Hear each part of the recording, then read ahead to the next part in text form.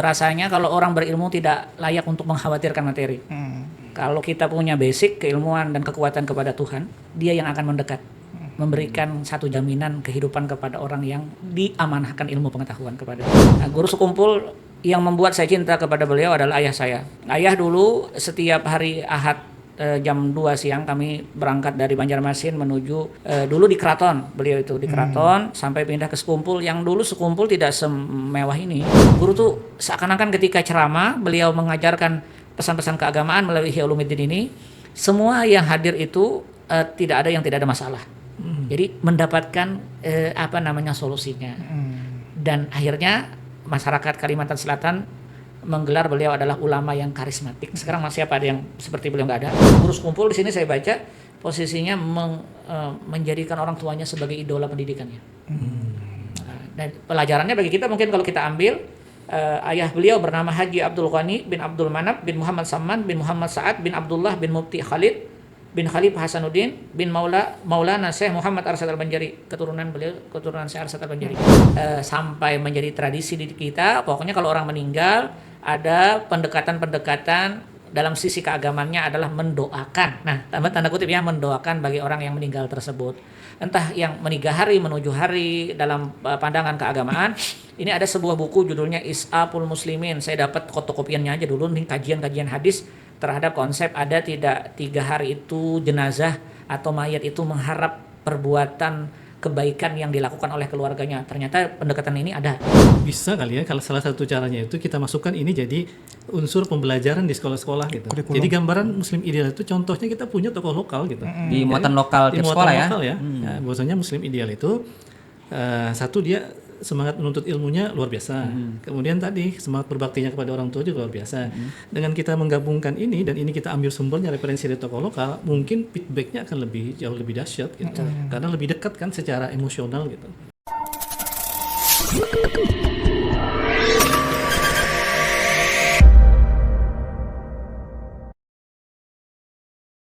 Assalamualaikum warahmatullahi wabarakatuh. Waalaikumsalam. Halo sahabat positif dimanapun Anda berada. Jumpa lagi hari ini dengan saya Dian bersama abang kita Bang Wahyudi dan Bro Muhris. Assalamualaikum. Di podcast Suara Positif, ruang berbagi energi positif dan inspirasi kebaikan. Hari ini saya spesial ya, pakai peci, pakai baju muslim ya. Karena kita kedatangan tamu yang gak kalah spesial ya, peguruan kalau ajar orang Banjar tuh lah ya. Jadi peguruan hari ini Bro Muhris izin Bang ya. Baju muslim ya, saya hari ini ya. Karena saya ingin menyelaraskan aura positif dari kebaikan guru kita hari ini, yaitu Guru Uria Hasnan. Selamat datang di podcast Suara Positif Guru Uria Hasnan. Assalamualaikum Ustaz. Waalaikumsalam warahmatullahi wabarakatuh. Alhamdulillah jamaah. Terima kasih atas undangannya dulu ya. Siap. Alhamdulillah. Jadi kita hari ini kedatangan Guru Uria Hasnan, lulusan dari Mesir ya, Ustaz? Enggak, sekolahan. Oh, sekolahan. Sekolahan di Mesir, insyaallah. Kalau Mesir kan umum ya. Saya pesantrennya dulu di Martapura. Kemudian dapat beasiswa S1-nya di Universitas Al-Azhar Kairo, S2-nya di Universitas Amerika Kairo juga. Tapi habis itu saya lanjutkan di Institut Agama Islam Negeri Antasari. Waktu itu masih IAIN namanya, di S2-nya. Jadi ada titel itu di S2 ada MPDI-nya. Manusia penuh derita kata orang. MPDI manusia penuh derita. Loh, bisa. Tapi MA-nya di Kairo. Tapi kalau di Timur Tengah itu harus penyetaraan dulu yang namanya akreditasi. Jadi ijazah S1 atau S2 itu harus dimasukkan dulu di Kementerian Agama, baru nanti dapat yang namanya akreditasi. Jadi bedanya kalau kita sekolah di lokal, misalnya di Indonesia itu ijazah sudah langsung bisa digunakan. Nah kalau di luar baik di mana aja itu harus disetarakan dulu karena khawatir kurikulum yang disampaikan itu bertentangan dengan ideologi kita, kemudian bertentangan dengan nilai-nilai, melanggar terhadap 4 konsensus negara. Nah, jadi harus disetarakan dulu supaya terbentuk nasionalismenya. Biasanya untuk penyatarannya itu lama ya, Ustaz? Ada sidang. Ada sidang. Prosesnya juga sidang ya? Sidang berarti ya? dari dinas yang bersangkutan, pendidikan sama Kementerian Agama. Karena kita kebetulan di keagamaan, jadi di bawah Kementerian Kementerian Agama Agama. waktu itu yang bagian pendidikannya. Tapi akhirnya terakreditasi LC, Alhamdulillah. lulusan Kairo. Lulusan Kairo. Masya Allah. Ya. Jadi beliau ini pembimbing haji saya kemarin. Masya Allah. Tahun ini? Iya tahun ini berarti Oh, ya. ya. Tahun ini kan Abang Wahyudi haji muda, ternyata pembimbing hajinya nggak tua-tua amat ya. Masih muda beliau, ya. masih muda. Masih muda, 41. Oke, jadi Ustadz Uria ya. Baik. Uria ini lahir dan besar di Sekumpul ya. Lahir di Banjarmasin. Oh, orang Banjarmasin. Asli Ya, Banjar. Asli Banjar. Tanggal 16 Juni. Bertepatan dengan 17 Ramadan 1403 Hijriah. 1984 lah kalau sekarang ya. Ya. 1984 bertepatan 1403. Kenapa saya ingat 1403? Karena 1403 Hijriah itu pertama kali percetakan Quran di Madinah diresmikan. Oh. Ada sejarah. Ada momentum, sejarah ya. ada momentum sejarah. Jadi Baru tahu nih. karena waktu itu datang ke Madinah, lihat kok sama dengan tanggal lahir saya ya 1403. Diteliti, oh ternyata percetakan Quran itu kalau kita teliti, kodifikasi Quran secara modern itu pertama kali dilakukan di Venesia, di Italia. Nah, baru bergerak ke Hamburg, Jerman, baru masuk percetakan itu ke Turki dan ke Madinah. Nah di Madinah itu yang sudah modernnya di 1403 Hijriah. Itu dapat pelajaran sejarah juga nih dari beliau, Iya. luar biasa. Jadi flashback nih Ustadz. Baik. Sebelum kita masuk ke inti. Ya. Jadi waktu kita persiapan haji, nah ceritanya persiapan haji, kan belum kenal sebenarnya kan? Ya. Belum kenal. Jadi waktu manasik haji itu, yang pertama, kedua, ketiga. Nah, jadi ketika beliau menyampaikan manasik haji itu, saya terkagum-kagum pada waktu itu. Subhanallah. Jadi begini, Wow. apa yang membuat saya terkagum pada waktu itu adalah sumber referensi sebenarnya, ya kan? Kalau orang biasanya ikut manasik haji kan, ya template-nya kan begitu ya. Haji kita begini lah gitu. Nah, yang membuat saya terkesan itu yang ini referensinya yang beliau sampaikan pada waktu itu tuh bukan hanya satu. Nah, menurut ini begini nih, ya kan? Biasanya menurut NU ini begini, menurut Muhammadiyah ini begini. Nah, jadi kita itu punya pilihan-pilihan yang banyak dan beragam ternyata waktu kita melaksanakan ibadah haji gitu. Oh, gitu. Makanya satu kesimpulan saya pada waktu itu, pintar nih Ustadz. Luar biasa. Ternyata gelarnya Kayak gitu ya, panjang. kayak wawasan gitu ya. Jadi kita itu kalau ketemu dengan orang yang kaya wawasan itu ikut terupgrade gitu. Nah, berarti nanti kalau selama haji saya sudah berniat ini mesti banyak dialog sama beliau nih gitu, biar dapat ilmunya juga gitu. Kira-kira begitu. Oh ya. Dan ini kesempatan kita Bro Muris buat berdialog dengan beliau, karena kalau mau berdialog seperti dialognya Bang Wahyudi, kita harus berhaji dulu. Nah, ini yang agaknya cukup lama ini. Iya. Jadi kita hadirkan Ustadz Uria ini ke sini supaya kita bisa berdialog dan ya paling enggak kecipratan lah sedikit rasa-rasa Kecipratan haji. ilmunya, ya kan. Oh iya. Gitu. Ustaz, Baik. aktivitasnya selain jadi pembimbing haji profesional ya Ustaz ya? Betul. Aktivitasnya Profesional itu karena kita disekolahkan. Jadi harus ada sertifikat yang kebetulan itu mengacu kepada peraturan Menteri Agama. Jadi setiap pembimbing itu harus punya sertifikat. Dan kita alhamdulillah disekolahkan di angkatan pertama selama 10 hari, ditatar dengan baik dan ya dengan kompetensi yang sudah dimiliki, kemudian dibikin halus agar ramah pemikirannya dengan lapangan, kemudian bisa dilaksanakan oleh para jamaah itu dengan smart. Jadi tidak bisa. Kalau teoritis haji itu kan kita katakan ini sesuai dengan zaman Nabi kayak ini. Tapi kan belum tentu itu bisa terrealisasi karena apa yang terjadi zaman Nabi dengan zaman sekarang tuh harus ada penyesuaian. Nah, sehingga itu yang menjadi PR oleh Kementerian Agama pada masa itu sebagai penanggung jawab bagaimana caranya para pembimbing itu bersertifikat. Berarti nggak Kira-kira bisa perlu sembarangan ya di-spill jadi nggak pembimbing pembimbing haji ya? haji profesional dan tidak, bedanya di mana tuh? Tadi bahasanya kayak wawasan. Rata-rata yang profesional itu wawasannya kaya karena memang diperkaya oleh kita disuruh ini kalau memang misalnya ada permasalahan penting di lapangan ini rujukannya ini. Contoh karangan Mahmud Sangkar itu Al-Mughni, semua pertanyaan apapun tentang haji itu ada di situ. Ada satu jilid ya kurang lebih 400 halaman. Dalam mazhab Syafi'i kita bisa rujuk Al-Idah, penjelasannya Imam Nawawi.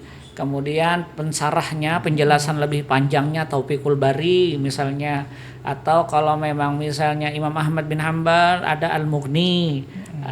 Kemudian ada lagi kalau mau perbandingan bisa saja buka di dalam Fiqhul Islam wa Adilatuh misalnya karangan Syekh Wahbah Zuhaili. Kebetulan saya dapat ijazah karena waktu di Mesir beliau pernah melakukan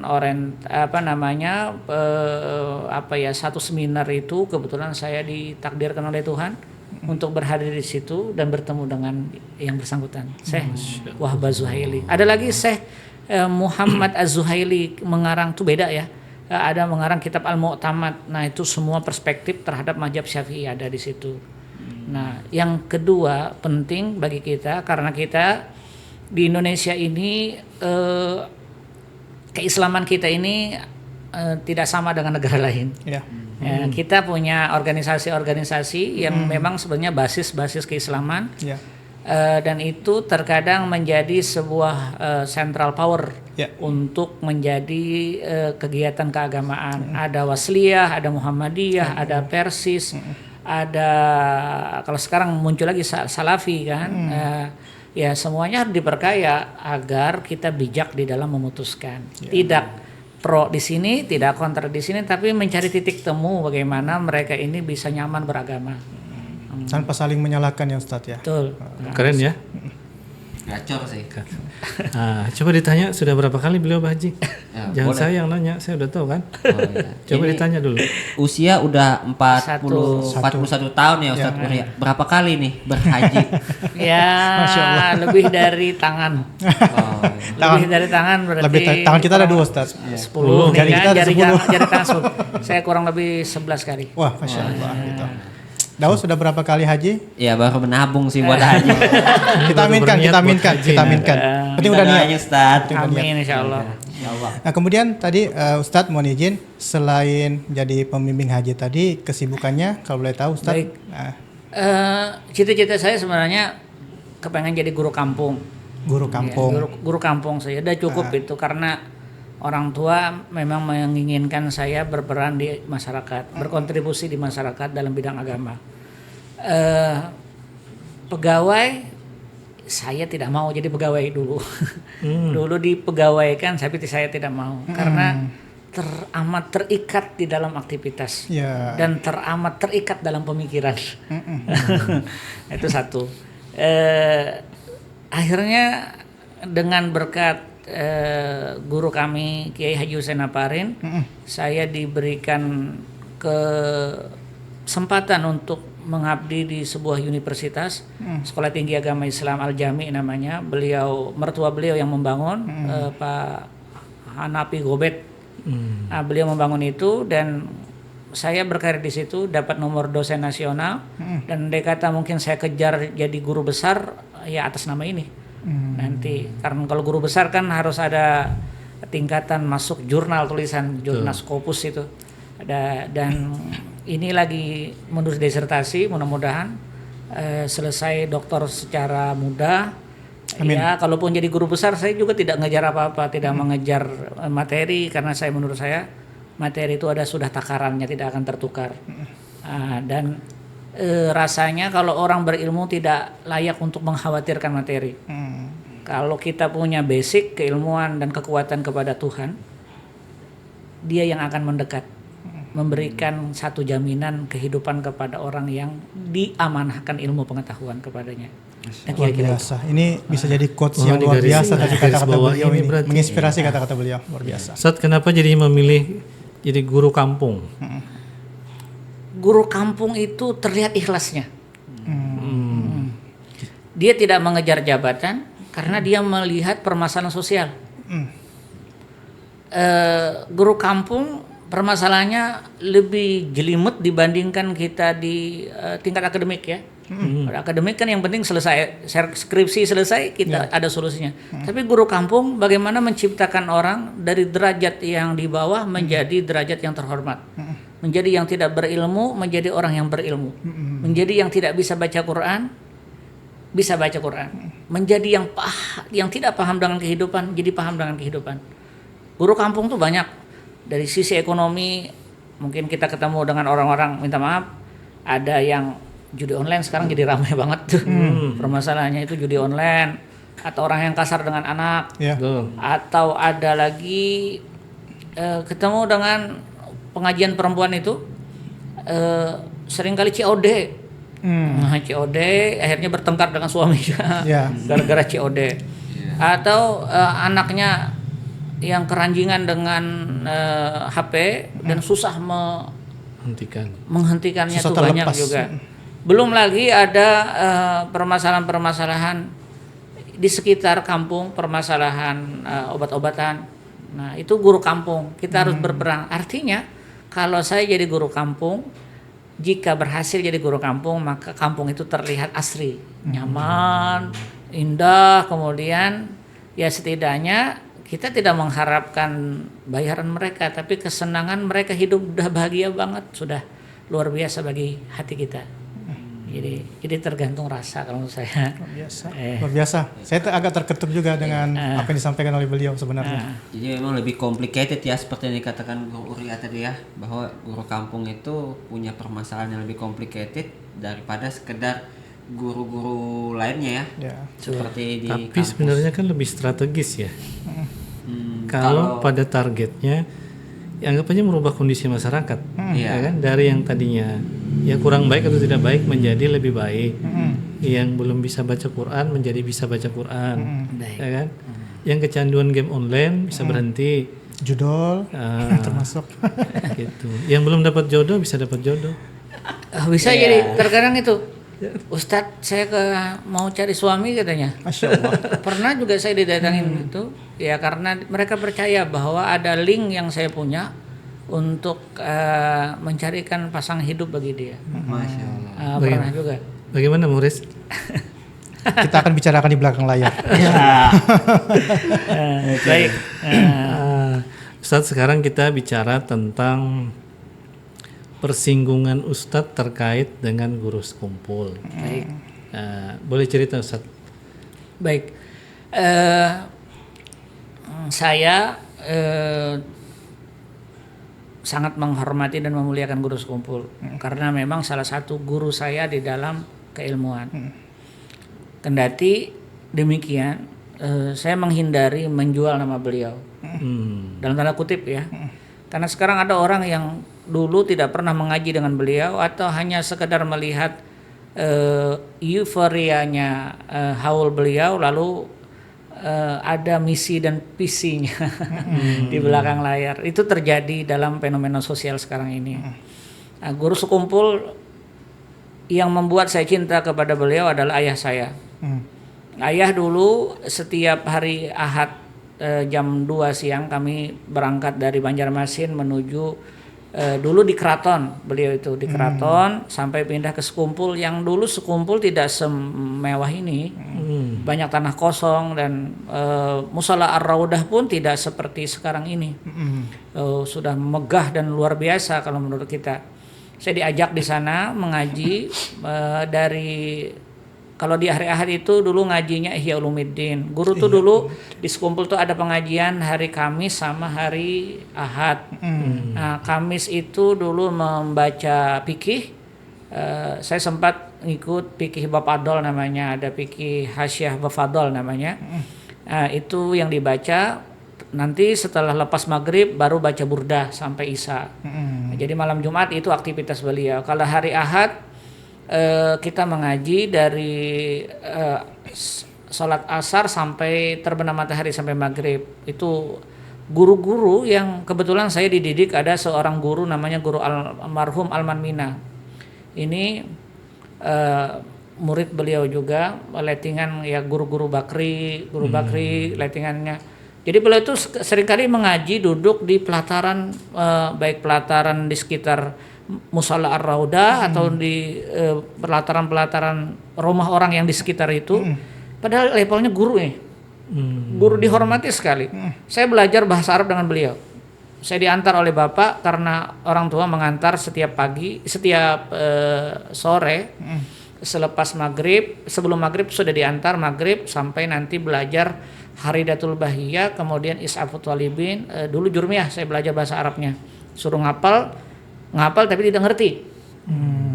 Nah, ini murid guru sekumpul. Nah, beliau tuh yang mendorong kami orang tua juga bawa ke sana katanya, ke pengajian. Dan saya simpulkan pada masa itu saya kagum dengan pemikiran guru karena luwes beliau menjelaskan fikih luar biasa. Mungkin andai kata saya tulis tentang sekarang kan masih bisa dilacak data-data itu melalui sumber digital. Nah, misalnya konsep fikih yang dipaparkan beliau, kemudian kehati-hatian hukum yang beliau bentuk kepada murid-muridnya. Jadi kita belajar itu. Dan yang paling luar biasa adalah penataan hati. Itu yang disebut dengan pelajaran Ihya Ulumuddin. Imam Al-Ghazali kan lahir tahun 450 Hijriah, wafat 505. Pendekatannya adalah sufistik. Jadi kitab ini dibaca oleh beliau. Tapi saya tidak hatam karena keburu berangkat ke Mesir. Saya tidak tahu apakah kawan-kawan dulu yang seleting dengan saya ketika guru meninggal di 5 Rajab 1426 Hijriah atau di 2005 Agustus, itu apakah hatam atau tidak. Tapi beliau pada masa itu sakit, cuci darah sampai seminggu 2 kali, dan itu pun masih bisa mengajar. Itu hebatnya guru tuh. Luar biasa. Nah, itu dulu YouTube nggak semewah sekarang, artinya andai kata dulu saya ngaji di Mesir, kemudian YouTube bisa diakses, orang HP aja 3310 itu waktu itu paling hebat. Nokia. Lalu naik 3315, lalu naik berapa itu sampai keluar nanti Enggik. Nah, itu. Nah, jadi keterikatan kami dengan guru adalah antara murid dengan guru. Saya belajar banyak dengan beliau, bahkan buku Ihya Ulumuddin itu dobit saya, catatan samping saya tuh masih banyak perkataan-perkataan beliau.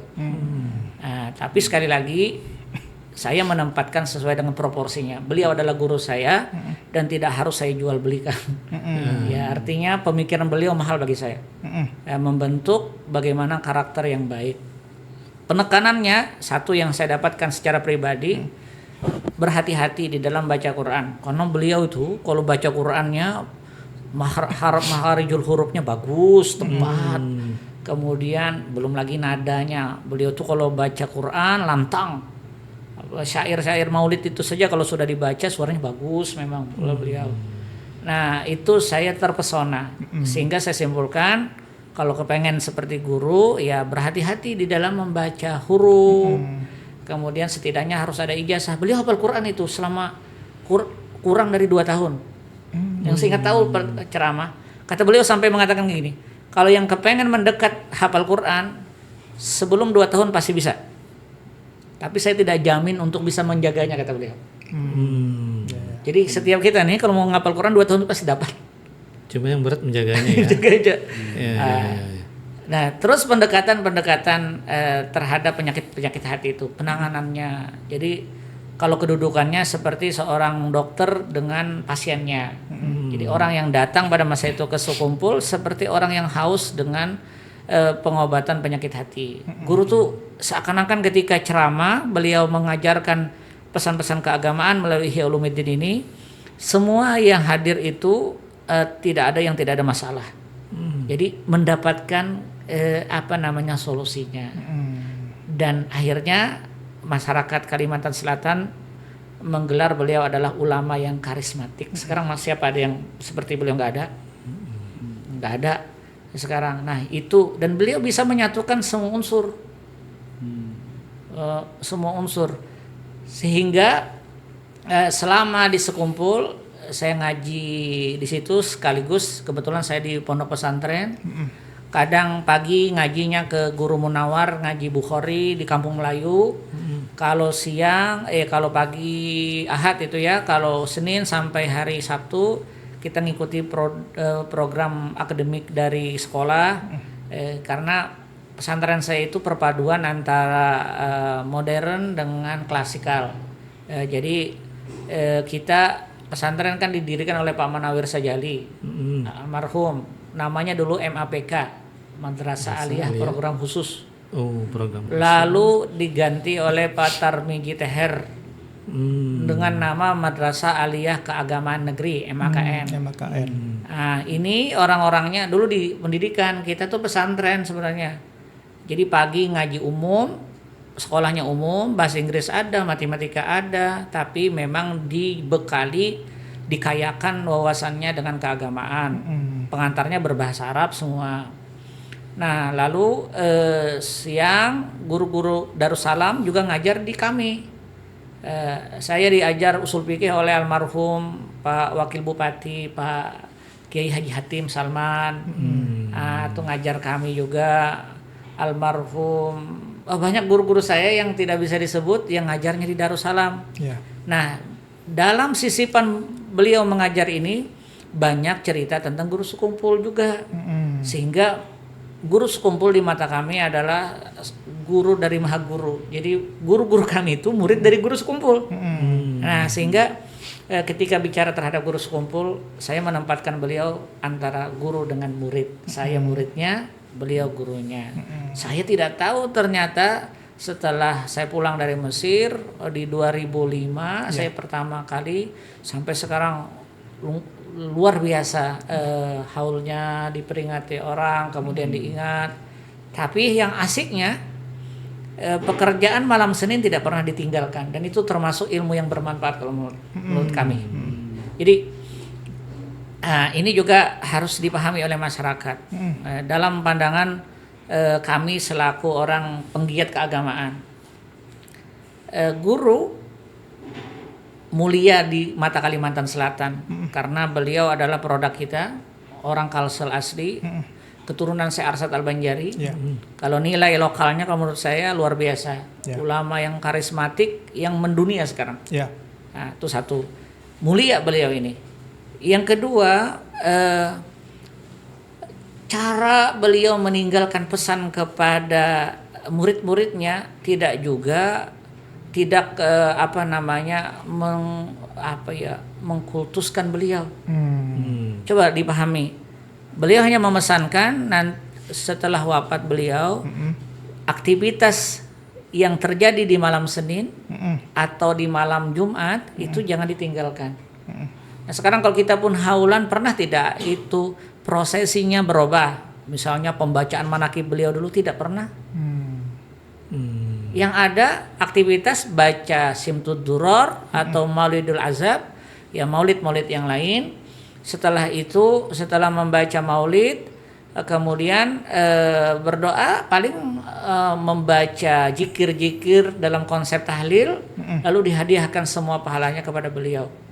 Itu konsep haul di beliau. Artinya kerinduan itu adalah pada sosok pengkrit aktivitas ini. Yang membuat orang cinta dengan Simtud Duror, syair maulid yang isinya adalah komponen Syama'il Muhammadiyah kalau menurut saya. Syama'il Muhammadiyah itu adalah komponen-komponen yang bercerita tentang Nabi. Mulai Nabi lahir sampai Nabi wafat diceritakan oleh di dalam Simtud Duror itu. Dan beliau yang mempopulerkan secara langsung meninggi ratingnya, dan syair-syair yang disampaikan pun semua menanamkan kecintaan kepada Nabi Muhammad sallallahu alaihi wasallam. Sallallahu alaihi Dan kenal orang cara metodologi seperti ini. Kalau kepengen mendekat dengan Nabi, itu beliau yang menciptakannya. Jadi kalau istilah kontribusinya teramat bisa dilihat. Kalau dulu mungkin kalau kita ke hulu sungai, orang baca dibai, berjanji, ya. tapi guru sekumpul mempopulerkan Maulid Al-Habsyi. Nah, jadi kalau dari sisi itu saya orang kenal dengan Maulid Al-Habsyi gara-gara guru sekumpul. Ya. Nah, jadi guru sekumpul bagi kami itu, dan pesan-pesannya luar biasa. Nah, dalam ruang lingkup inilah menempatkan antara guru dengan murid, ingat pesan-pesan keagamaan beliau yang mungkin ditulis banyak gambar tuh. Nah, kalau saya memahami secara substansional, gambar itu bertuliskan pesan-pesan beliau, menginginkan kepada masyarakat Kalsel agar jangan jauh dari Tuhan. Melihat beliau, ingat dengan Allah. Kan bukankah di dalam ilmu tatanan hati atau ilmu akhlak itu salah satu orang yang ketika kita pandang mengingat kepada Allah itu derajatnya tinggi. Nah, posisi beliau itu kita melihat gambarnya aja keingatan pesannya. Nah, cuma kadang banyak juga pasang gambar guru jar supaya apa? Supaya payu jualan jar. Nah, ini yang terkadang kalau menurut kita pergeseran nilai yang harusnya kita mengingat guru untuk mendekat kepada Allah. Tidak salah sebenarnya dengan apa yang dia pikirkan, tapi segitulah pola pikir dia terhadap menghormati guru. Nah, kemuliaan guru lebih daripada itu. Dan hal yang paling mulia ketika kita bicara dengan guru sekumpul adalah beliau mampu membawa Kalsel mencintai Nabi Muhammad sallallahu alaihi wasallam. Masyaallah. Luar biasa. Bagaimana, Bro Dian? Luar biasa. Anu sih saya ternotis. Saya fokus pada satu hal. Mohon izin Bro Dian dan Bang Wahyudi, saya lihat tadi beliau memegang satu buku ya. Baik. Mungkin bisa dijelaskan kepada kita dan kepada para pemirsa. Mohon izin, itu buku apa, Ustaz? Ini buku tentang apa, Ustaz? Saya lihat isinya berbahasa Arab nih. Bahasa Arab Melayu. Bahasa Arab Melayu. Baik, ini buku saya dapatkan dari Guru Munawar di Kampung Melayu, cucu dari Guru Kasful Anwar itu. Saya minta izin dengan beliau karena terkadang sama-sama saling me-WA, saling dan saya lihat minantu beliau itu tamatan Mesir 2 orang. Sekarang mungkin kepengen juga anak sidin kan bebinian, jadi akhirnya dinikahkan kepada alumni Mesir. Nah, kemudian saya baca tulisan ini beliau yang menyusunnya, Abu Fatimah Haj Munawwar bin Ahmad Ghazali. Di dalamnya bercerita tentang ada cerita Isra Mi'raj. Kenapa Isra Mi'raj? Buku ini ada tulisan cerita Isra Mi'raj karena guru meninggal di bulan Rajab. Oh iya, betul. Sehingga kalau secara tadi asas kemanfaatan buku ini, kalau saya pandang itu secara metodologi, beliau menceritakan terhadap cerita Isra sekaligus nanti cerita Syekh Muhammad Zaini bin Abdul Ghani. Karena di tanggal 5 Rajab guru sekumpul meninggal.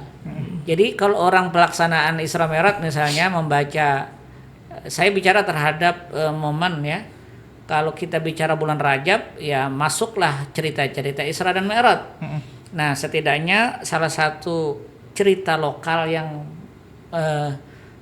membumi di bumi Kalimantan Selatan adalah cerita guru sekumpul. Akhirnya dimasukkanlah, digandenglah antara hadis Isra Mi'raj dengan cerita guru sekumpul. Nah, jadi ini cerita di dalam buku ini adalah cerita tentang bagaimana biografi guru dari A sampai Z sampai beliau wafat dan kemuliaan-kemuliaan beliau. Nah, jadi bagaimana beliau menuntut ilmunya. Oh, ini kalau kita selesaikan podcast bisa sampai sore ini. Berjam-jam ya. Berepisode-episode jadinya. Ya artinya kalau kita belum lagi kita komentari misalnya ya. Tapi mengasihkan kalau dibaca. Artinya perjuangan beliau menuntut ilmu itu sesuai dengan keadaan beliau. Kalau kita kan sekarang mungkin mengantar anak untuk mendapatkan ilmu pengetahuan, cari guru atau guru didatangkan, atau sebaliknya kita antar ke sekolah, ada biaya yang sudah ditetapkan. Kalau guru, beliau nyari guru. Menjadi guru sendiri gitu. Cari guru sendiri dan lihat sesuai dengan kompetensinya. Ini guru Quran, ada namanya Guru Hasan, guru Quran beliau. Jadi datang ke situ. Bagaimana cara menghargai Guru Hasan? Padahal kondisi ekonomi beliau tidak mapan-mapan seperti sekarang yang kita lihat. Guru itu ketika mengaji selalu membawa minyak gas, minyak tanah, Supaya memberi guru. oh Karena materi yang diberi tidak ada. iya. Sehingga beliau hargai dengan minyak tanah. Di sini pesannya adalah mahalnya ilmu pengetahuan, hargailah orang yang menyampaikannya dengan penuh penghargaan. Nah, itu yang beliau miliki akhirnya diberikan. Ini yang saya baca dari sisi kehormatan beliau dengan guru. Dari sisi orang tua, beliau nih hidup di dalam ruang lingkup orang tua atau bi'atil hasanah kalau dalam bahasa pendidikannya. Jadi lingkungan yang memang baik, kondusif gitulah ya. sangat kondusif dan mendukung. Kadang kan kita kepengen punya anak yang tahu dengan Allah, memiliki karakter yang baik, tapi kita tidak mengkritnya. Kita membuatnya dalam teori Ibnu Khaldun misalnya, itu ada yang disebut dengan Nazaratul Ahramat atau teori piramid. Piramid itu kan kalau kita hitung segitiga ya. Nah, jadi itu bicara terhadap peran serta orang tua. Jadi banyak saya ngomong nih ya. Gak apa-apa Ustaz. Kami mendengarkan. Dapat ilmu kita hari ini. Jadi Nazaratul Ahram itu dalam dulu tesis saya di tentang hadis yang berkenaan yang dikeluarkan oleh Ibnu Qayyim al-Jauziyah, saya angkat ini teorinya. Segitiga ini atau ahram itu dalam bahasa Arab berarti piramid. Piramid ini di dalamnya keluarga. Jadi kalau kita hitung seperti ini di dalamnya keluarga, kanan kirinya kalau bikin garis lurus itu satu pendidikan formal, yang kedua lingkungan. Jadi dibikin oleh Ibnu Khaldun waktu itu berdasarkan umur dari 0 sampai 5 tahun. Di mana anak ini? Hitung saja, misalnya ini kotak ya, segitiganya di tengah sini. Sini pendidikan Formal. Artinya berbalik di formal, sini pendidikan lingkungan yang ada kait lingkungan. Jadi ahram tuh di tengah nih. Lihat kata beliau, besar mana? Oh, lebih banyak di tengah. Berarti memang pembentukan karakter itu tergantung dengan lingkungan keluarga. Tambah terus ke atas, muncung di sini di tengah-tengah. Umur anak itu di atas umur kuliahan lah. Itu intervensi orang tuanya ketika apa saja ikut campur orang tuanya kepada anaknya itu bikin anak bosan tuh kan. Jadi kemampuan atau resiko dia untuk membantah itu tinggi. Karena sudah banyak dia mau kuliahnya formal, kemasyarakatan teman-temannya sudah mempengaruhi, sudah mewarnai. Nah, itu teori beliau. Nah, ketika kita bicara guru sekumpul, pondasinya, basicnya di keluarga itu sudah terbentuk. Jadi itu ciri, makanya kalau kita bicara konsep hadis terhadap pembentukan manusia yang berkarakter dan penuh inteligensi, itu kata orang dimulai dari memilih pasangan. Nabi hanya mengatakan tungkahul mar'atu li arba'in, perempuan itu dinikahi 4 perkara faktornya. Ada karena hartanya, karena kecantikannya, karena nasabnya, ujungnya kan karena agamanya. Nabi menanamkan basic sebenarnya itu. Nih, kalau mau bicara pendidikan, bicaranya terhadap konsep keluarga dulu, mulai dari memilih pasangan. Itu diangkat disertasinya oleh Zakiyah Derajat itu. Dipotong sebentar. Baik.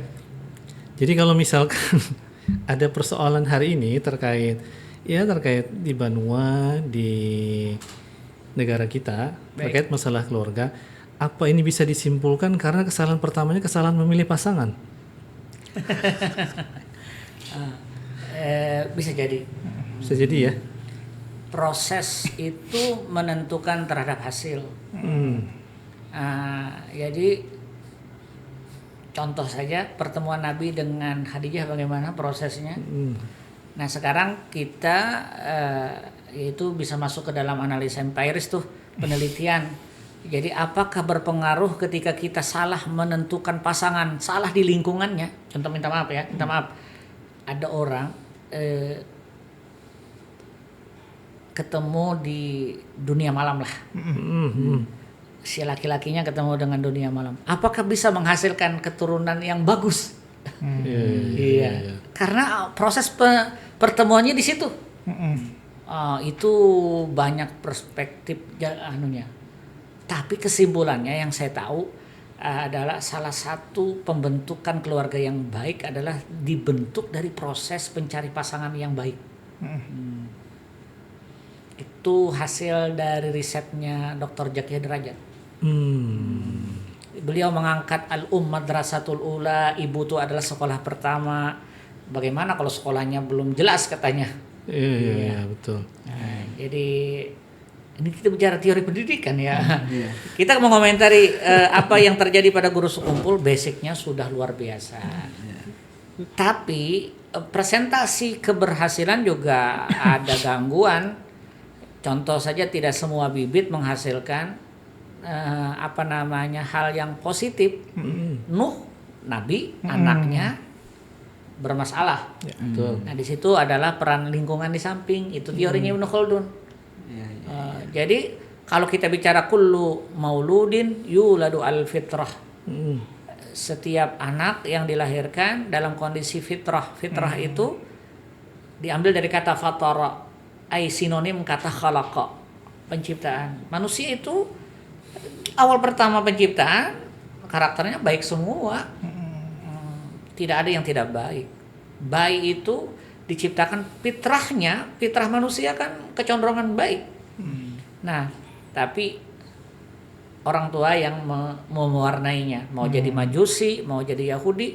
Ini kalau dibicarakan hadisnya, kalau sekarang setiap orang tua mana ada orang Muslim tuh ketika anaknya masuk Majusi atau Majusi dalam tanda kutip ya, atau Nasrani atau Yahudi, tidak ada yang mau. Tapi terkontaminasi pemikirannya tuh mungkin. Nah, jadi itu, guru sekumpul, kalau bahasa kitanya, beliau mendapatkan pendidikan ini dari rumah sudah basicnya, tauhidnya bagus, karakter akhlaknya bagus, dan orang tuanya berperan betul seperti sabda Nabi, anak kaman zilatil walid, aku berposisi seperti orang tua bagi kalian. Itu kan hadis bicara terhadap waktu Nabi ngajarin cebok. Ngajarin cebok, hadis Bukhari itu. Anak saya, posisi saya seperti seorang orang tua di umat saya. Artinya Nabi itu mendetail tuh, mengajarkan A, B, C, D.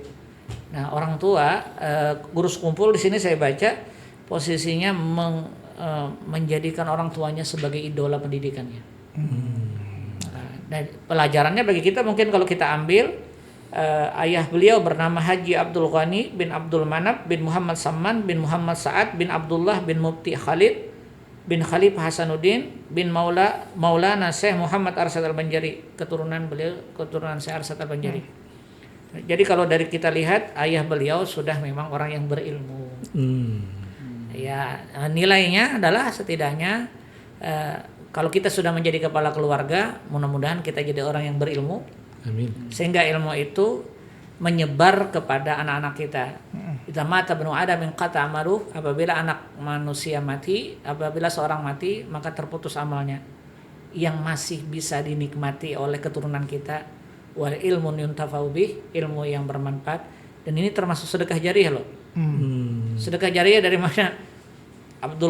Syekh Abdul Ghani, ayahnya guru sekumpul, menghasilkan atau menurunkan anak Muhammad Zaini bin Abdul Ghani yang dikenal oleh masyarakat keilmuannya, mengalir pahalanya ke beliau. Ilmu yang bermanfaat. Ilmu yang bermanfaat, sedekah jariyahnya tentu dengan ilmu itu orang jadi akhlak yang mulia dan sebagainya. Ini luar biasa kalau menurut. Jadi hal yang kita ambil positifnya, yang luar biasanya dari Guru Sekumpul adalah menjadikan orang tua sebagai idola pendidikan. Masya Allah. Menarik nih Ustadz Uria terkait historical dari Guru Sekumpul ya. Baik. Dan kalau kita flashback lagi ya Ustadz, sekarang kan Haul Guru Sekumpul itu seperti menjadi destinasi. Jadi saya bilang destinasi karena enggak cuma masyarakat Kalimantan Selatan yang ikut merayakan, tapi masyarakat dari Jawa, dari Kalimantan Tengah, bahkan dari luar negara, Kalimantan Timur itu datang ke sini sehingga itu padat banget. Dan dulu itu mungkin waktu saya masih SMA belum seramai ini gitu. Belum seramai. Nah, kalau Ustadz Uria melihat fenomena ini bagaimana? Yang awalnya biasa aja, dan kenapa sih Ustadz bisa menjadi seperti pandemi gitu, orang ramai sekali? Apakah ada alasan teorikal gitu? Baik. Kalau kita dekatkan secara pendekatan budaya ya, ini bicaranya antropologi sebenarnya ini. Iya. Banyak anunya. Cabangnya banyak. Ilmu. Kita tidak memungkiri bahwa masyarakat kita ini adalah masyarakat yang berbudaya, culture. Dan masuknya Islam di Kalimantan Selatan ini dimulai dari orang kerajaan. Kita terbukti saja contohnya pendekatan Pasar Wadai. Pasar Wadai itu peristiwa Pasar Wadai di lain kan ada Pasar Wadai. Di daerah lain tidak ada Pasar Wadai. Di kita ini fenomena besar Ramadan pasti, dan itu menjadi dukungan bagi pemerintah untuk membuat suasana ramai di Ramadan. Padahal kalau kita dekatkan konsep keagamaannya, kalau buka puasa itu jangan banyak-banyak. Kalau kita di Pasar Wadai itu macam-macam. Memborong. Saya pertama yang pasti seperti ini. Islam ramah dengan adat istiadat. Kan oleh sebab itu ada judul buku dan itu bahasa Indonesia, bagus didekati, dibaca. Tulisannya Profesor Dr. Quraish Shihab. Beliau menulis wawasan Al-Quran. Kutipan sumbernya saya lihat dari Raghib Al-Asfahani, Mufradatul Quran. Ada seorang ulama besar dari Iran namanya Raghib Asfahani. Meninggal hidup di sekitar 124 Hijriah.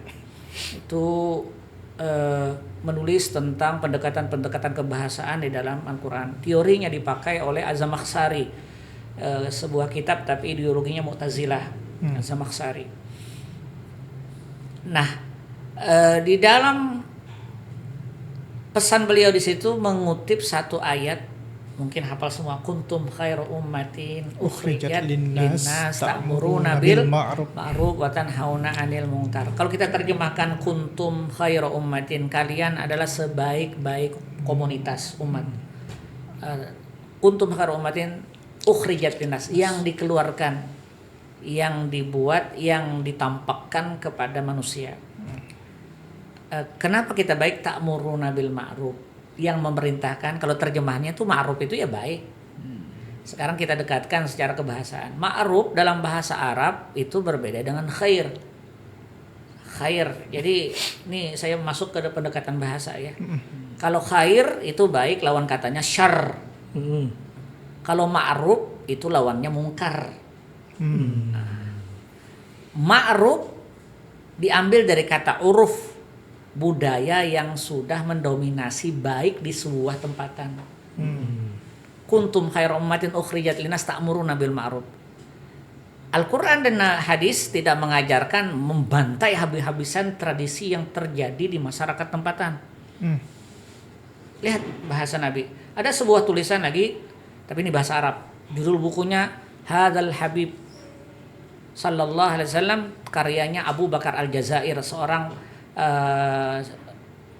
profesor ilmu, guru besar ilmu sejarah dan hadis Universitas Islam Madinah. Bukunya segini tebalnya. Nah, di dalamnya ada membicarakan terhadap tradisi baik dan buruk dalam perspektif sejarah. Jadi ketika Nabi masuk ke mendakwahkan Islam, pertanyaannya apakah tradisi pada masa itu langsung dikantor habis-habisan? Ada yang dilegalkan di amandemen, dilegalkan secara hukum. Misalnya mandi junub. Mandi junub itu sudah biasa sebelum Islam datang, orang-orang Arab gitu ya. Arab jahili itu dia setelah bernostalgia dengan istrinya, itu dia mandi junub. Datang Islam lalu melegalkan hukum. Ada 9 poin. Tetapi memang tradisi buruknya teramat banyak. Makanya dinamakan masa jahiliyah. Ada nikahul badai, ada wa'dul banat. Nikahul badai itu perempuan satu orang bisa dinikahi 3 sampai 9 laki-laki. Nanti kalau sudah masa masa suburnya dia boleh digauli 3 sampai 9. Tapi ada kategori yang menggauli, laki-lakinya harus memiliki kecerdasan, kaya atau nasab yang mulia. Nanti kalau dia hamil, perempuan tuh boleh memilih siapa jadi bapaknya di antara 3 sampai 9. Makanya badai itu bid'un, bilangan antara 3 sampai 9. Itu terjadi pada masa jahiliyah. Di kantor itu habis-habisan. Nah, maksud ulun memaparkan ini, kita sepakat bahwa haul adalah sebuah tradisi lokal. Kenapa ulun sebut tradisi lokal? Ulun di Timur Tengah kebetulan hidup di beberapa titik wilayah tidak pernah menemukan yang disebut dengan haul. Ya, haul tidak pernah. Tapi ilustrasi orang menghormati seorang yang mulia itu beraneka ragam. Di Mesir biasanya kayak Syekh Mutawalli Sya'rawi itu dengan mengeksplor karyanya. Ada tafsir Imam Syekh Sya'rawi itu dieksplor. Pada masa wafatnya itu diceritakan cerita-cerita beliau. Jadi kalau ulun bicara terhadap salah satu metode orang menghormatinya. Nah, apa kolaborasi atau kaitan antara kebiasaan kearifan lokal, kita sebut saja kearifan lokal, dengan konsep keagamaan? Islam masuk ke Kalsel ini melalui proses komunikasi kerajaan Banjar.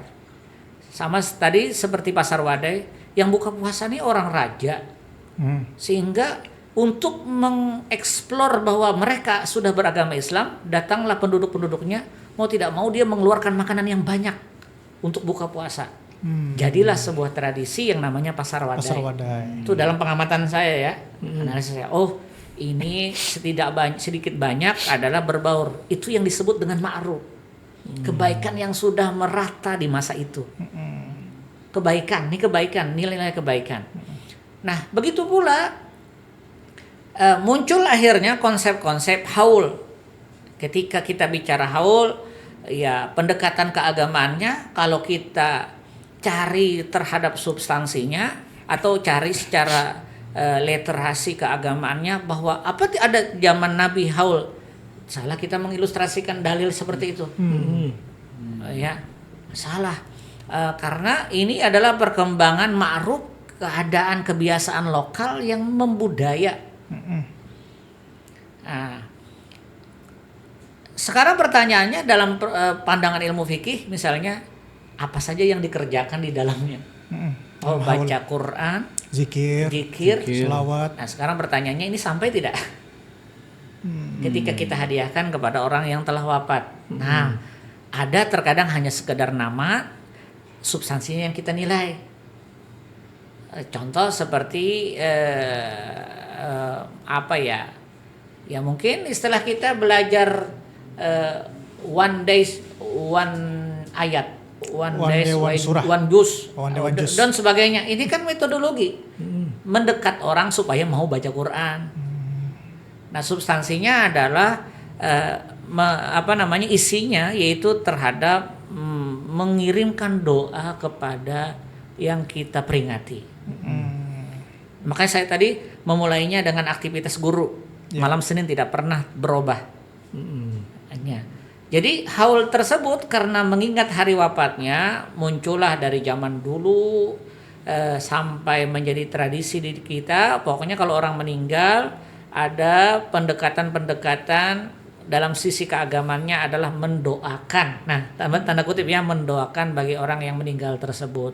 Entah yang meninggal hari, menuju hari dalam pandangan keagamaan.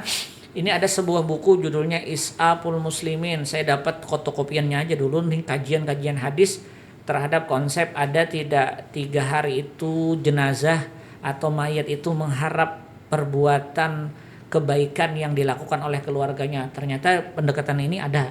Nah, di luar entah ini produk kebiasaan yang berasal dari agama yang sebelumnya atau tidak, tapi saya lihat tidak adanya keterbenturan antara substansi hadis tersebut, karena di 3 hari itu mayat teramat sangat mengharapkan perbuatan baik dari keluarganya. Nah, adapun sekali lagi haul kalau menurut saya produk lokal, kearifan lokal yang bergandeng dengan syarak jadinya. Dia tidak wajib secara hukum agama. Yang melakukannya silahkan secara arif dan bijaksana. Jadi ya kalaupun haul guru kita lihat bagaimana kedermawanan masyarakat Banjar terlihat. Ya. Pom bensin kelihatan orang mau Gratis. gratis. Jaga Kawat tuh langsung pom bensinnya diunjuk kayak ke kita. Makanan, Ya. penginapan, dan itu menjadi daya tarik tersendiri di seantero Indonesia. Se-Indonesia. Orang belum tentu, misalnya di Solo belum tentu seperti itu.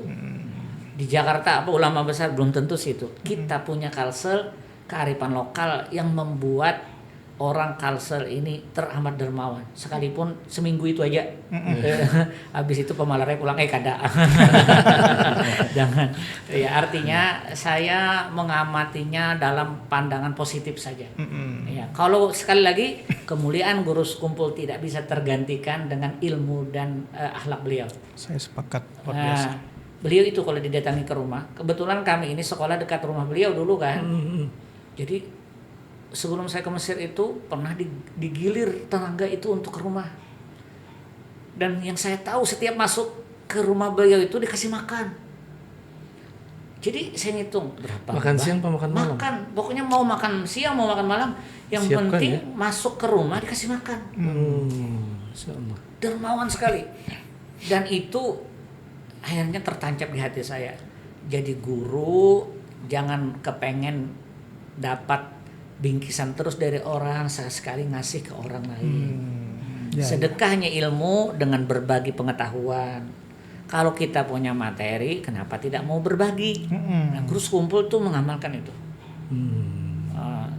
Tapi yang dibagi ada beliau. Ya setidaknya apa yang kita mampu untuk berbagi. Ya. Ya kira-kira itu. Luar biasa.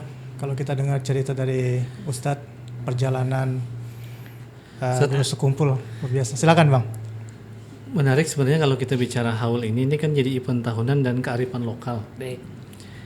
Tapi sebenarnya kan kita kalau melihat tadi yang dibacakan Ustadz ini kan banyak sekali sebenarnya kemuliaan guru sekumpul yang bisa jadi cerminan atau refleksi atau pembelajaran buat kita yang masa kini nih, Ustadz. Nah, kira-kira menurut Ustadz bagaimana metodenya gitu ya kita menyandingkan haul ini agar masyarakat itu apa ya bahasanya halusnya apa ya tidak terjebak dengan yang sifatnya rutinitas, tapi ada yang didapatkan gitu dari pelajaran bahwasanya guru sekumpul ini keutamaannya banyak sekali. Satu tadi menuntut ilmunya luar biasa, kemudian mungkin ikhtiramnya dengan orang tua dan banyak sekali keutamaan-keutamaan yang lain. Bagaimana keutamaan ini sampai kepada masyarakat luas gitu? Baik. Sepakat. Sangat sepakat. Wacana itu sebenarnya harus jadi kalau boleh kita katakan beliau ini adalah muslim ideal. Kalau kepengen mau jadi seorang muslim tuh ya kayak guru ini. Bagaimana dermawan beliau, bagaimana akhlak beliau, bagaimana cara beliau menuntut ilmu, harusnya gitu. Kalau secara pribadi kami pendekatannya yang pertama edukasi. Ketika Misalnya nih momen-momen tertentu di bulan Rajab, kalau ada orang membacakan biografi beliau, masukkan nilai-nilai positif ini. Biar orang tahu bahwa seperti inilah orang yang menjadi seorang muslim itu. Kayak si Didin. Nah, tapi sekali lagi ya setiap orang innamal a'malu binniyat. Faman kanat hijratuhu lid-dunya yusibuha aw imra'atin yankihuha. Itu hadis nomor 1 itu di Bukhari. Nomor 1. Jadi motivasi niat orang melaksanakan itu memang kita tidak bisa jamak. Artinya kita tidak bisa pukul rata bahwa yang seperti ini. Tapi saya optimis melihat karena beliau orang mulia, sedikit banyak orang akan menjadi cerminan inilah. Kalau orang Kalsel itu karakternya kayak guru, dermawannya seperti ini. Ya, caranya salah satu momennya ya saya edukasi tadi. Edukasi yang diceritakan itu unsur kemanusiaan, komunikasi beliau, interaksi beliau dengan masyarakat dan sebagainya. Ya kalau bicara terhadap karomah-karomah beliau yang diberikan oleh Allah kepada beliau, yang kalau menurut kita tuh konsumsi pribadi yang kaya kita dengan hati untuk menerimanya. Nah, ya kalau itu yang diambil selalu, kita tertutup dengan kebaikan yang lain. Nah ini tugasnya pendai sebenarnya. Ya, tugas pendai. Tapi memang ada tipikal pendai itu macam-macam, Pak. Ada yang memang ingin menaikkan derajatnya bicara, jadi supaya ini dikenal, memanfaatkan cerita ini agar namanya naik. Terus saya lihat dalam analisa saya, ya tapi tidak bisa juga dipukul rata. Semoga semua pendai berniat ikhlas kepada Allah Subhanahu wa taala. Nah, ini saya mau ke Bang Wahyudi nih.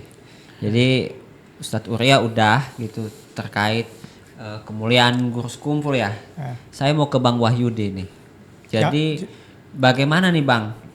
Kalau itu kan tadi tugas seorang dai ya, bagaimana menyampaikan, kemudian bagaimana memberikan teladan. Nah, kalau dari perspektif yang lebih umum gitu, bagaimana sih peran pemerintah seharusnya nih Bang melihat gitu situasi hari ini terhadap fenomena sosial, kemudian di tengah arus yang sebentar lagi kita bakal ketemu momen sekumpul ini haul gitu. Apa yang bisa dikolaborasikan Bang? Tadi saya mengutip kata-kata Ustadz bahwasanya guru sekumpul ini kan gambaran muslim ideal ya Ustadz ya. Saya kepikiran sebenarnya peran eksekutif ini kan bagaimana caranya bisa kali ya, kalau salah satu caranya itu kita masukkan ini jadi unsur pembelajaran di sekolah-sekolah gitu. Kurikulum. Jadi gambaran muslim ideal itu contohnya kita punya tokoh lokal gitu. Di muatan lokal tiap sekolah ya. Lokal ya. Nah, bahwasanya muslim ideal itu satu dia semangat menuntut ilmunya luar biasa. Kemudian tadi semangat berbaktinya kepada orang tua juga luar biasa. Dengan kita menggabungkan ini dan ini kita ambil sumbernya referensi dari tokoh lokal, mungkin feedbacknya akan jauh lebih dahsyat gitu. Karena lebih dekat kan secara emosional gitu. Ya.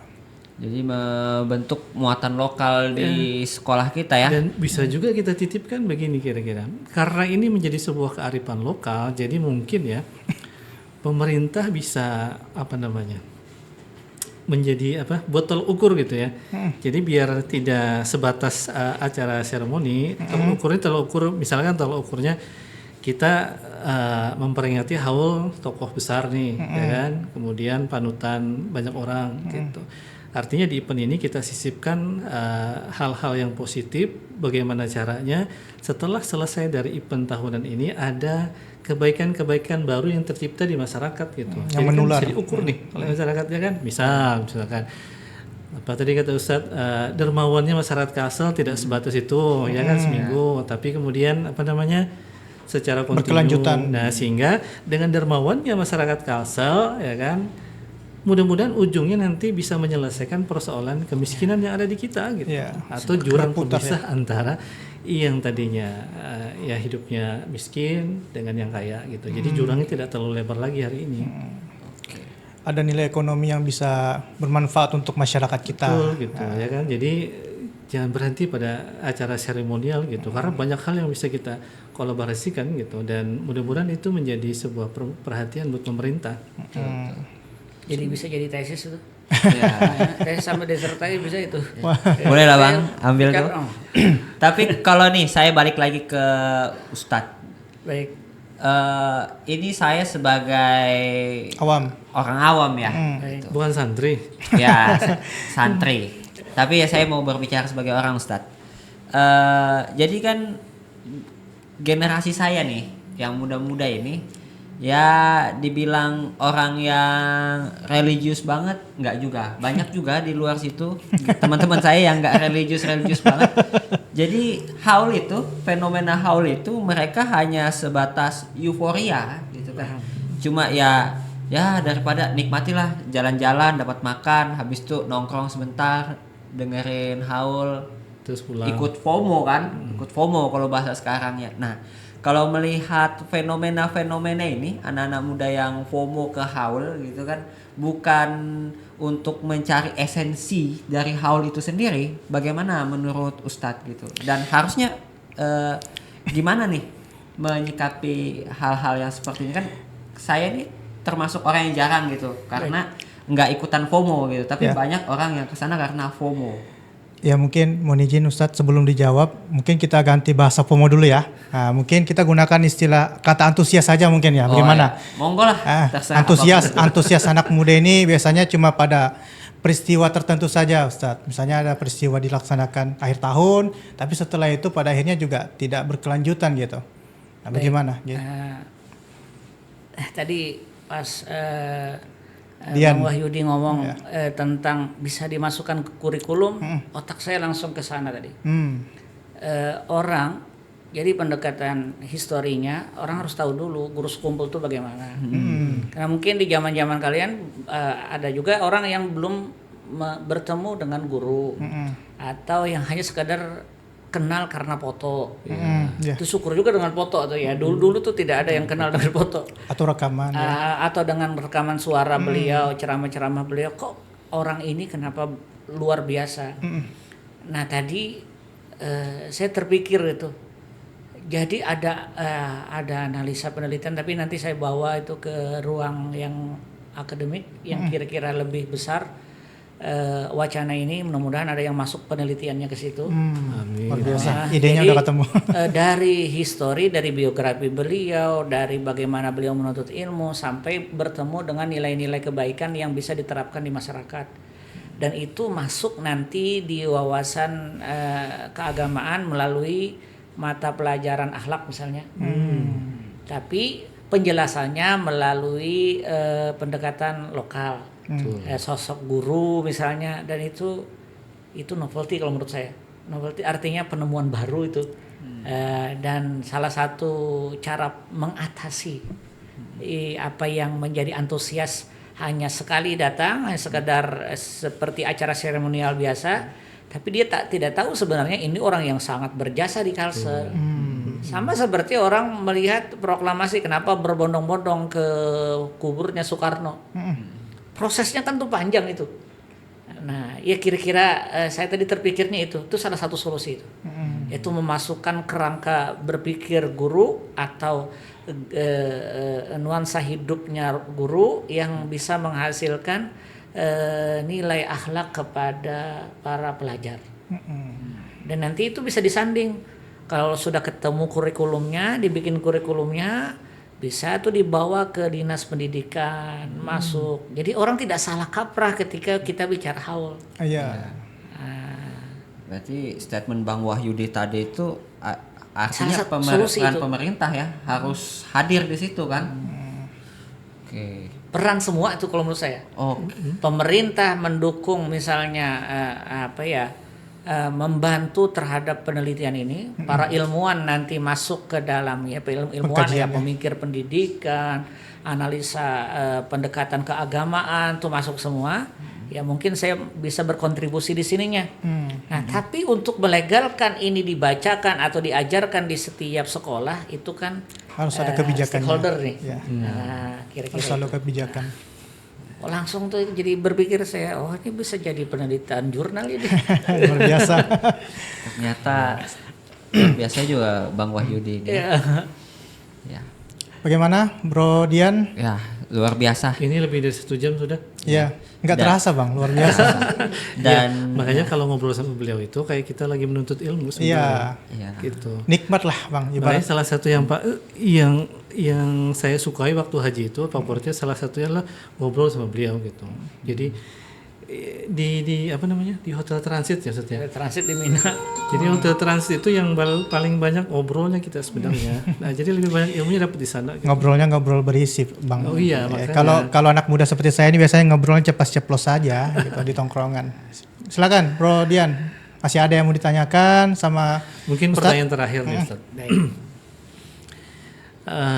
Tadi kan Ustadz sekian lama berinteraksi dengan guru sekumpul, mungkin kesan yang paling mendalam secara pribadi lah, selain tadi yang sudah dipaparkan terkait guru sekumpul, apa itu Ustadz? Oke. Sebenarnya tertulis di tuangan 10 pesan nasihat beliau itu. Kalau kami menilai adalah yang sangat berkesan adalah husnuzon beliau dengan setiap orang. Jadi menganggap orang itu semua baik. Mau pejabat datang. Kalau ingat masih cerita beliau nih ke Ardila dulu. Almarhum nih ke Ardila itu jadi anak guru sekumpul itu. Oh iya, pernah baca beritanya. Itu datang tuh kan penyanyi pop. ya. Ya mungkin kalau ini pendekatan keagamannya apa ini kalau orang. Tapi beliau husnuzonnya. Itu jadi yang saya ambil adalah bagaimana bersikap kepada orang lain, bersihnya hati beliau dengan orang tuh di husnuzon. Jadi itu yang terkadang kita belajar, tidak semua kita bisa merasakan itu. Kadang kita melihat penampilan orang, baru kita terbentuk opini untuknya. Atau muar banarnya melihat orang padahal orang itu tidak Seperti yang sejahat dibayangkan. yang kita pikirkan. Ada nilai-nilai positif yang ada terkandung pada dia. Jadi likulli syai'in mazaya, dalam pepatah Arab itu setiap orang itu memiliki kelebihan. Nah, itu yang mendapatkan dari sosok guru sekumpul. Husnuzon beliau dengan setiap orang. Dan itu ciri seorang wali. Masya Allah. Kita ini kerjaannya suhuzon anak muda. Apalagi kepada pemerintah. Bagaimana, Bang? Ya, luar biasa ya. Ada satu poin yang menarik betul tadi. Ya, mudah-mudahan jadi yaitu pelajaran buat husnuzon. kita semua kan. Membersihkan hati dengan husnuzon. Oke. Boleh kita minta Guru Urya buat kasih pesan buat para penonton kita, sahabat positif dimanapun mereka berada, pesan untuk mereka yang akan haul nanti di haul Guru Sekumpul. Baik, dalam kesempatan ini saya pribadi selaku pengamat keagamaan sekaligus pendai di Kalimantan Selatan berharap penuh untuk menjaga ketertiban ketika haul, ya menjaga aturan-aturan yang sudah ditetapkan oleh panitia nantinya. Yang kedua, substansi atau nilai yang kita lakukan di dalam haul itu jangan lupa. Mulianya Kalimantan Selatan, kedatangan banyak tamu di momen ini karena sosok guru sekumpulnya. Maka mudah-mudahan kita bisa mencontoh bagaimana perilaku beliau, baik perilaku beliau kepada Allah, baik perilaku beliau kepada Nabi Muhammad SAW, dan perilaku guru sekumpul kepada sesama manusia. Karena hal yang terindah adalah menjadi pribadi yang baik di sisi semuanya, di sisi Allah, di sisi Nabi Muhammad, dan di sisi setiap insan. Kira-kira itu yang bisa sampaikan. Oke. Terima kasih Guru Urya. Sahabat positif dimanapun Anda berada, hari ini Ustadz Urya bersama kita semua belajar tentang bagaimana meneladani dan kisah di balik sejarah historikal fenomena dari haul Guru Sekumpul, dan yang paling penting kita juga belajar dari Ustadz Urya tentang bagaimana komitmen beliau untuk terus belajar, dan hari ini sampai dengan hari ini beliau masih terus belajar untuk disertasinya. Dan kita dimanapun berada, jangan pernah lupakan untuk selalu taat kepada Tuhan yang Maha Kuasa, serta buat sahabat positif dimanapun berada, hati-hati pada saat nanti mengikuti haul gurus kumpul, jaga ketertiban, dan jangan lupa like, komen, dan subscribe. Sampai jumpa di episode selanjutnya di podcast Suara Positif. Assalamualaikum warahmatullahi wabarakatuh. Waalaikumsalam warahmatullahi wabarakatuh.